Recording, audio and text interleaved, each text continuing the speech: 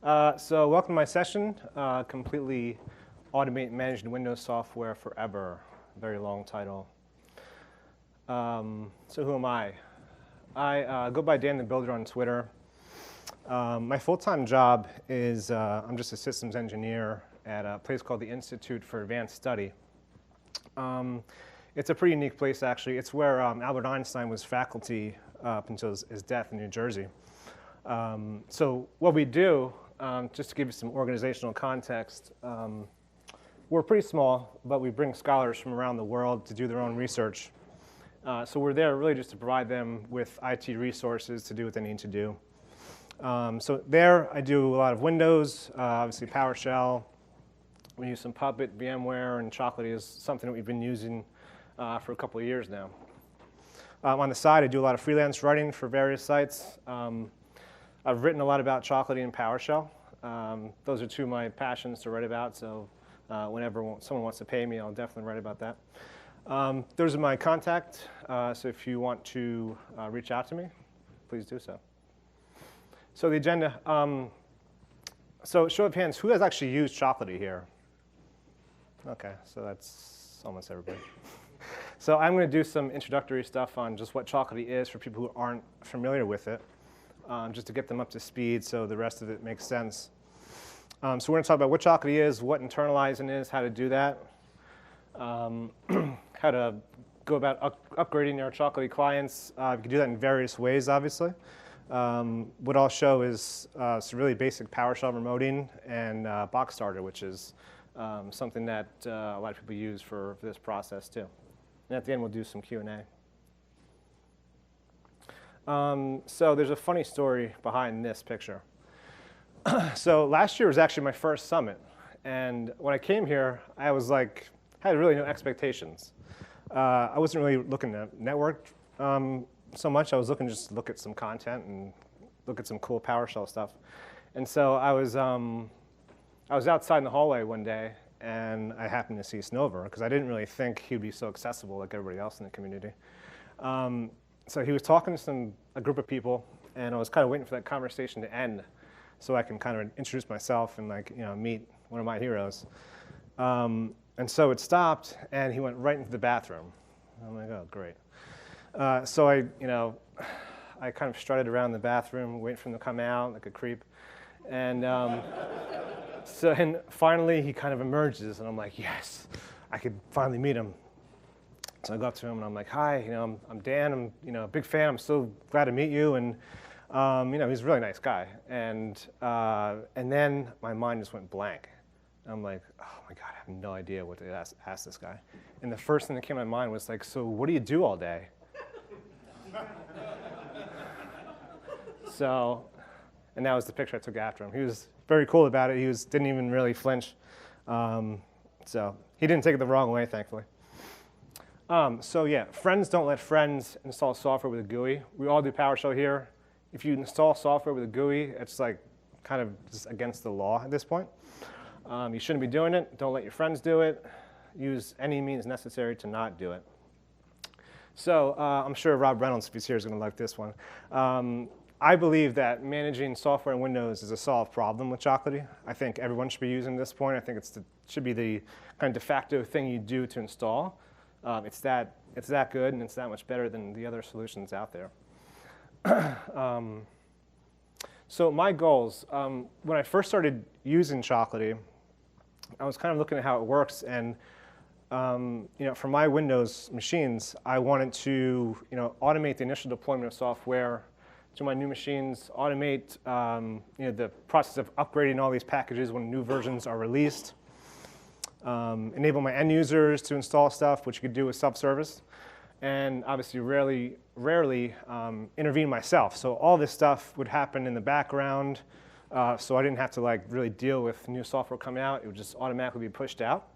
And in my case, I was able to do that. OK, so if anybody's used Chocolatey, you might as well just go brain dead for 10 minutes so I can introduce it. So the best way I can describe it is it's a wrapper around Windows installers. Not just installers, but other, if you install features through Windows. It takes these MSIs or EXEs and makes it really easy to install it silently. In addition to that, it's a really small piece of software on a machine that you use with a CLI. You can use a GUI as well, but most of us probably won't do that. And one of the great things about Chocolatey is the community repo. So for those of you who haven't used it, there's thousands of packages already on the repo that are being maintained, and the installation process is already scripted for you. So you could easily install software, and for the most part, it should install correctly without having to do anything. And there's some really cool PowerShell stuff in that directory as well. They've written some cool scripts to just automate this process that you can look at and definitely learn some things. So what is the Nuget package? It's basically a zip file. And inside that zip file, when you create it, there's some install files. They could be remotely, could be locally. A new spec, which is your metadata for the package. So you're going to see, I'll show that in a second, but a lot of the version, the name of the package, the description of what it is, dependencies, and then the Chocolatey install PowerShell script, which is the install logic. So it's basically just a PowerShell script that will do whatever you need to do to install the piece of software. So if you look at this, this is a very simple Chocolatey install script. So you can see it's really just a hash table. It's taking the URL for its package Atom, looking to GitHub for that. It uses a silent argument for that. It has a checksum, which it checks to make sure it's the right installer. And it calls install Chocolatey package at the end. A new spec file. This is for curl. I deleted some of the description because it was too long. But you can see as a version, title, license URL, summary, all the things that you would want to understand what you're actually installing. So why do we use it? So as most people know, it's a universal CLI. So there's no more installing things with MSI exec or having to figure out what the silent parameters are for a given installation. It's all kind of behind the scenes.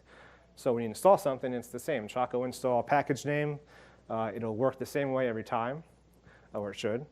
So it's it's just a really nice way to install things and manage them. So installing and upgrading things, you could do it in one command. You can install 10 pieces of software with one command, Choco install, and then pass 10 package names to it, and it'll install all of them with that. So given it's a CLI, if you want to make scripts out of the Chocolatey, it's very easy to do. You could throw it in a PowerShell script or use whatever you want. And it does a lot of really good integration with configuration management. So the DevOps community is obviously using this quite a lot. They have modules for Puppet, Ansible, Salt, all of the big players in that arena. Some common commands: Choco list, install, upgrade, uninstall. So these are some of the common ones you're going to use to manage your own Chocolatey packages on your machine.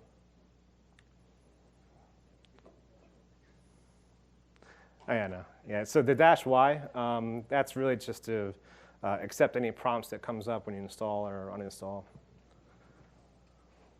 So this is a very simple demo here. For the newbies. So we're going to do a Choco list. So that is going to just show that we have Google Chrome installed with that version, 74.0, yada, yada.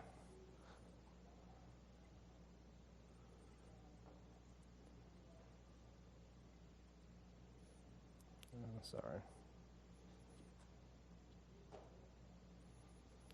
And I'll kind of just go through this video, but first we're going to uninstall it, so it'll run an uninstaller to uninstall Google, and then we'll install it back. So you can see kind of it's somewhat verbose by default in terms of what it's doing, but at least you get an idea of how that process is going. So you can see it's installing Google standalone, so it's downloading that from your repository in the Nuget package and installing it.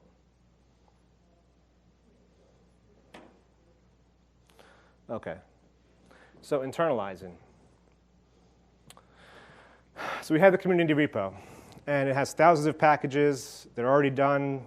But the problem is you probably don't want your clients reaching out there for every time they install a package, right? Because it's in the internet, for one. You're going to deal with bandwidth issues. There's some other legality things that Chocolatey makes you aware of that you probably shouldn't be using in an enterprise manner. So we want to kind of leverage those and internalize those. So the process of that, well, actually, let me back up a little bit. So the good thing is that the majority of packages are already there, right? And when a new version is released, they get it there pretty quickly, especially the popular stuff. It's usually there within like a day. So at that point, you could actually leverage that and install a new package or new version on your machines. The other kind of downside is it's downloading the installers from an official distribution point. For instance, if you're doing Firefox, it's going to download it from Mozilla.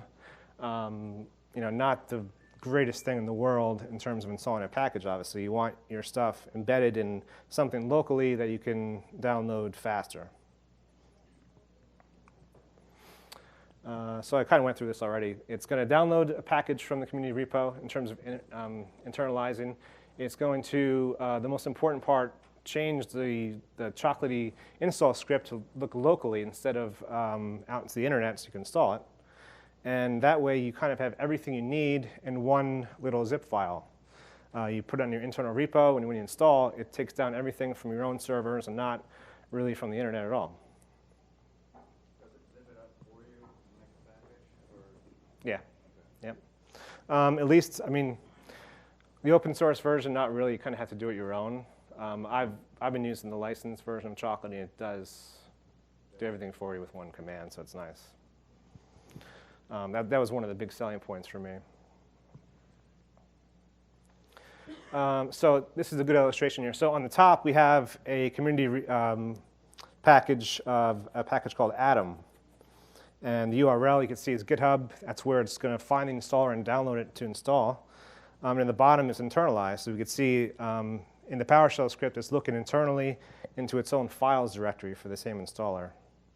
Checksum is the same. The silent arguments are the same. But most importantly, now it's going to look internally and not to the internet to install.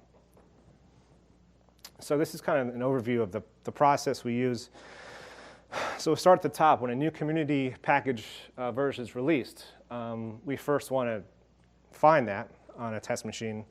We're going to internalize that package on a test machine. Test to make sure the installation works, obviously. Then push it, if that's successful, push it to our internal repo. The last two things that we'll talk about is we could just schedule an upgrade.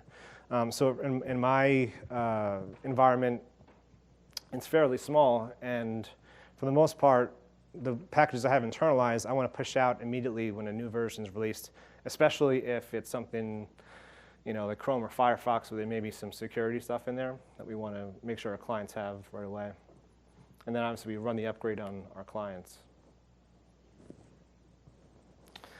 So internal repos, how do you do this? So there's a lot of solutions for this. You could do something as simple as a share. You could set up a CIF share and just put packages in it and point your clients to it, and they'll download from there. If you want something a little bit more professional, ProGet, Artifactory, and MyGet are three pretty popular ones. And they all sort of work the same way as the Chocolatey community repo, where you can just point to it, it'll download what you want and install. What we use is the Chocolatey Simple server. It was actually renamed, I guess. And that really is, it's actually a Chocolatey package that it'll stand up an IIS server for you and kind of go through the process of doing everything you need to do to have the repo ready and up. And it works fairly well with Puppet, especially. We used it to stand that up, and it was like the only thing I had to do outside of that was some more custom things, like put a certificate on it. But then you have a repo ready to go. What we tend to do is we try to separate those between internalized packages and more licensed stuff like Office or Adobe Suite. Things we don't want our machines to have access to at all times. We only want to give it access to when they need it. So we kind of separate those into two different web servers that our clients will use to install packages from. So again, this is sort of the overall setup. Community repo, we have a Chocolatey test machine, and then it's going to push to a private repo.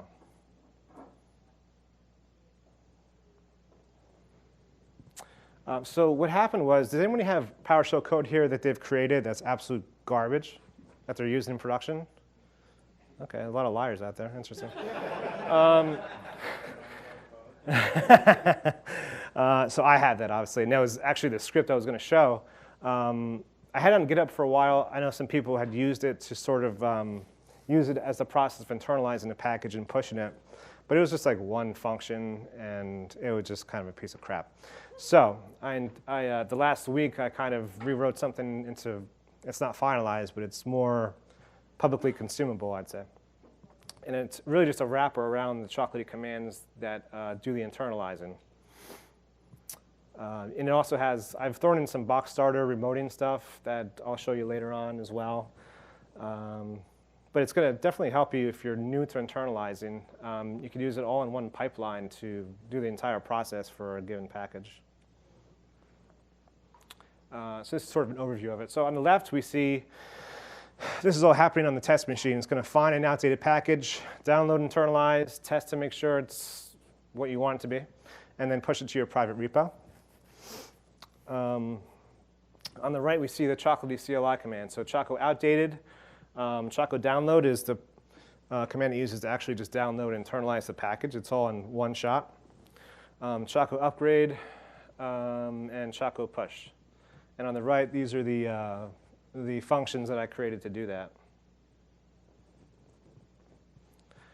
So let's do a demo. Hopefully this works, because the video wasn't really doing much before.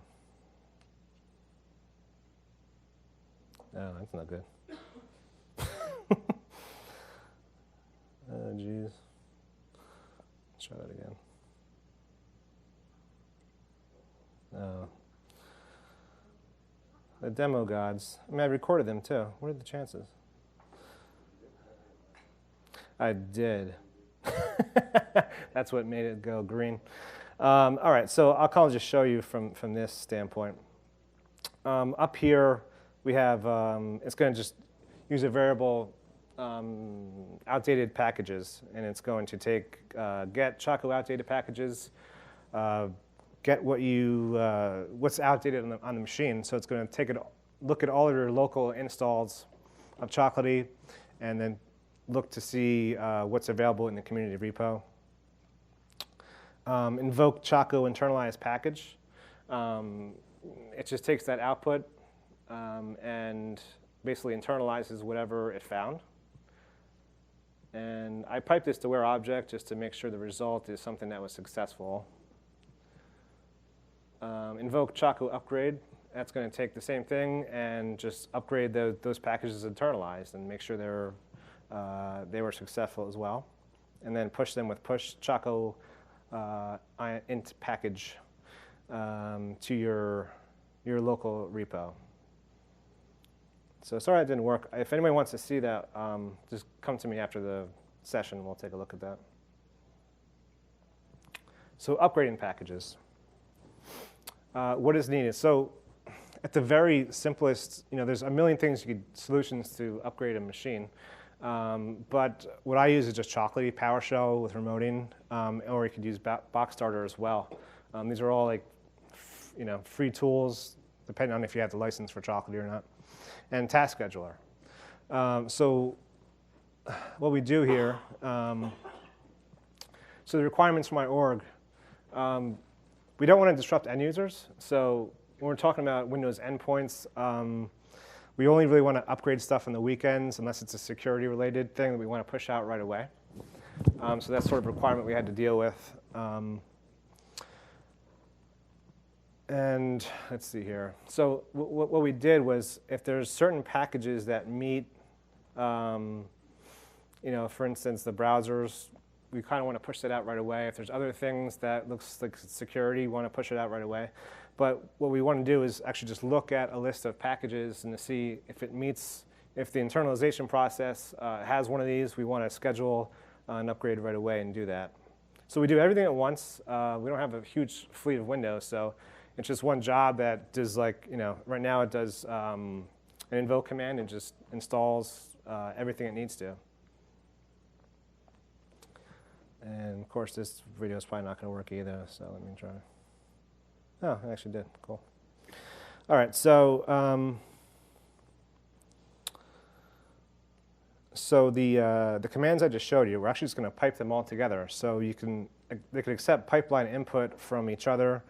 And the last process here, this test Choco upgrade trigger, it's going to look for Google Chrome. So if it finds that you pushed Google Chrome to your repo, it's going to basically trigger a scheduled upgrade that day. At this point, it's 12 p.m. Obviously, you wouldn't probably use that time. And you could point a script to it. So if you have a PowerShell script that you just use, if you want to point to it, you can use it there as well. And let's see if we can see the final.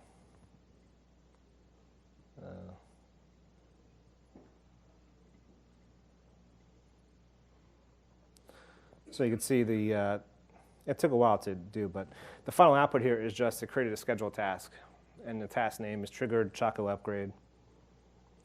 But the real logic here is the test Choco upgrade trigger. So it's just going to take whatever internalized packages you have, see if they contain whatever packages you pass to it, and if so, you can schedule an upgrade.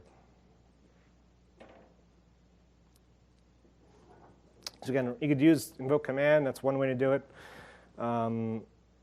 We do it all simultaneously. With this next thing, I'll show you a function. You could exclude or include packages. So if you have a new package that you want to send out to all your clients, you can throw that in there, and it can be pushed out as well. Or if you want to exclude packages, you can do that as well.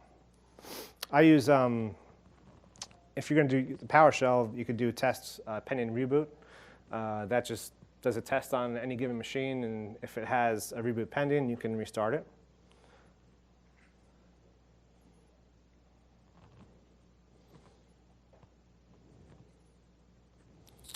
Let's see here. So the function here, invoke Choco remote upgrade. Again, the only parameters it really takes that are interesting are the additional packages and excluded packages. So for a given job, you can, again, include packages you want to push out, or if you can exclude ones that you don't want to push out as well. And let's see here.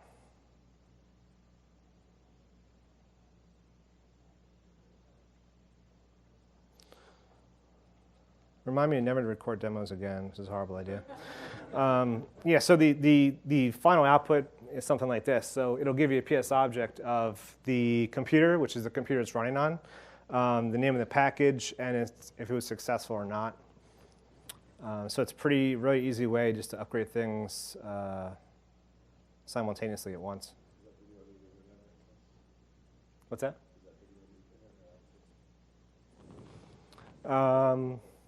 It was, this might have been local, actually. Yeah. Yeah, that's the reason I actually recorded them, to avoid that. So this is a good lesson to learn. It's funny because I was talking to Anthony over here, and he told me not to record them. Thanks.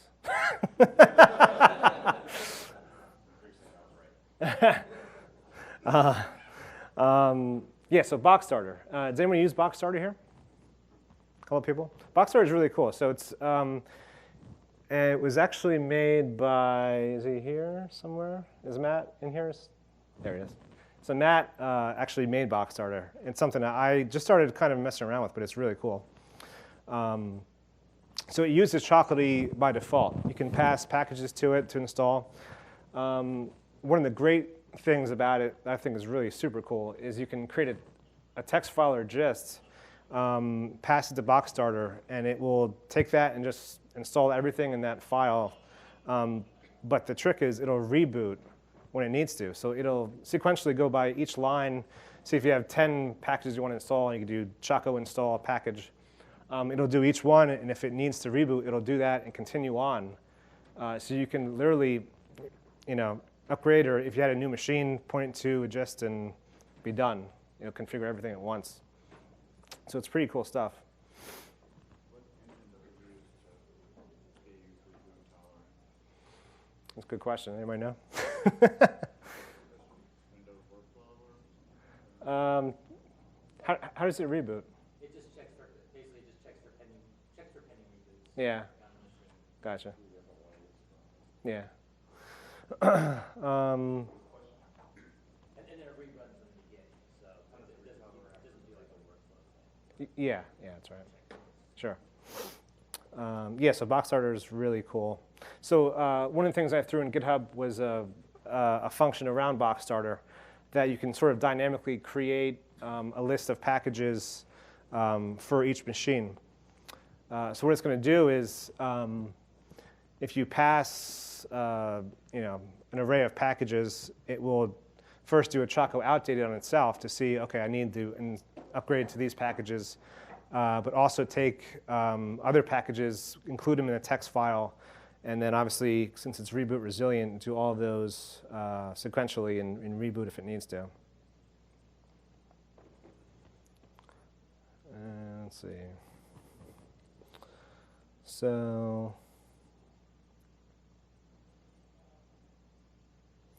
let's see if it'll actually give me something to work with here. All right. So you can see, I want to push out, in addition to whatever it needs to upgrade, curl and git. That's an additional packages parameter. And I want to exclude Java. So what it's going to do is it's going to take, again, anything that's outdated on the machine and anything additional and put it into one file dynamically.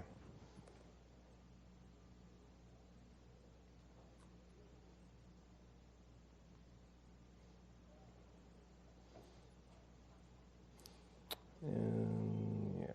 So I'll show you kind of the end result of this, but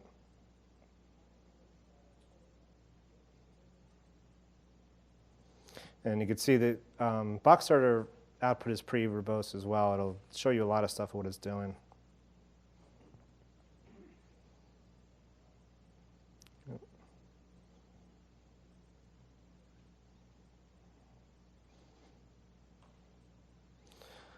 I hate computers. All right, so installed everything. So the endpoint, I just did a get content on the script it actually uses to install. And you can see it did these 3 lines of code. So it upgraded curl, Google Chrome, and Git. And that's pretty much it. It's a really simple way to do it. It just takes, makes it into an array, adds in packages, and it's kind of ready to go. So the final thing, when do I actually intervene? When something breaks, obviously. Internalizing, you'll find there are certain packages that just don't internalize easily. And you'll have to go in and kind of do it yourself, or figure out to maybe use a Chocolatey template to redo it. Obviously, when packages fail in the client, I have to kind of manually go in and figure out why that happened. If you want to create packages that aren't in the community repo, that's obviously something you have to do on your end, especially if they're not accessible through the web. Choco has a really good, I don't know if it's a module, but AU, which is an automatic upgrade. So you can basically take a package and create it when a new version is released, and to any URL you want to use. Haven't really used it much, but it looks pretty cool. And I usually email results to every upgrade job, every internalizing job, so I can see what's going on. So yeah. Any questions? Cool. Well, thank you so much.